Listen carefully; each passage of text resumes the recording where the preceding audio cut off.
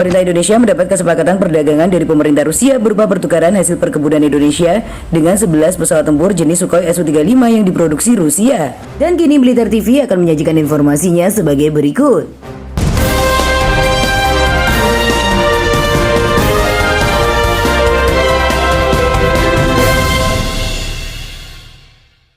Menteri Perdagangan Enggar Tias Tolukita menjelaskan, kesepakatan tersebut tertuang dalam penandatanganan nota kesepahaman antara Badan Usaha Milik Negara Indonesia, yaitu PT Perusahaan Perdagangan Indonesia atau PII, dengan BUMN Rusia Rostek pada lawatan Indonesia ke Rusia.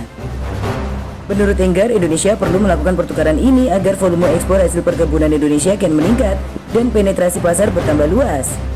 Di sisi lain, untuk pertukaran dengan pesawat Sukhoi, Indonesia memang membutuhkan untuk menggantikan armada F-5 Indonesia yang sudah usang. Adapun kesempatan Indonesia memperbesar penetrasi pasar di Rusia, dilihat Enggar memang sangat besar. Sebab Indonesia memiliki keuntungan lebih dari embargo perdagangan yang tengah dihadapi Rusia dari negara-negara seperti Amerika Serikat, Uni Eropa, dan beberapa negara pengikutnya.